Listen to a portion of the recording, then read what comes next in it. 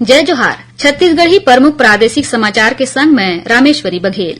भारत निर्वाचन आयोग हा छत्तीसगढ़ समेत 5 राज्य के मुख्य सचिव मन ला चिट्ठी लिख के निर्वाचन ले जुड़े तैयारी ला तेज करे के निर्देश दीन हे। राज्यपाल विश्वभूषण हरिचंदन हा आज रायपुर में Chhattisgarh obesity diabetes and endocrine society के पहली वार्षिक सम्मेलन के उद्घाटन कार्यक्रम में शामिल हुईन।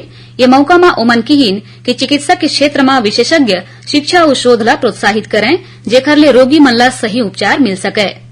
राज्य सरकार हा होमगार्ड के मानदेय में रैंक वाइज बढ़ोतरी करे हे। एकर संबंध में गृह विभाग हा आदेश जारी कर दे हे।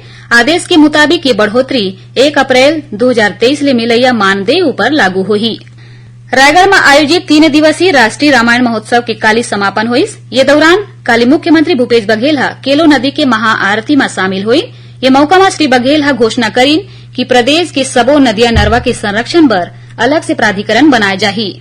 सरगुजा जिला के उदयपुर में आज ले 2 दिवसीय रामगढ़ महोत्सव के शुरुआत हुई। संस्कृति मंत्री अमरजीत भगत हा कार्यक्रम के शुभारंभ करीन।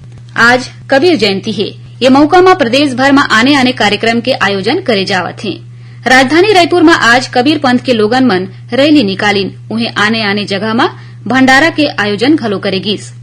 दक्षिण पूर्व रेलवे के खड़गपुर रेल मंडल में होए रेल हादसा में प्रभावित यात्री मन के परिजन ला आवश्यक जानकारी और मदद बर दक्षिण पूर्व मध्य रेलवे के रायपुर मंडल हा हेल्पलाइन नंबर 077122525000 जारी करे है।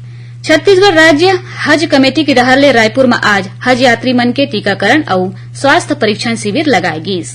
राष्ट्रीय स्वयंसेवक संघ महानगर इकाई हा आज बाल स्वयंसेवक मन के प्रकट उत्सव मनात हे और काली विश्व पर्यावरण दिवस मनाए जाही। ये मौका में मुख्यमंत्री भूपेश बघेल हा प्रदेशवासी मन ला बधाई और शुभकामना दीन है। तो ये रही अब तक के प्रमुख प्रादेशिक समाचार। जय जोहार।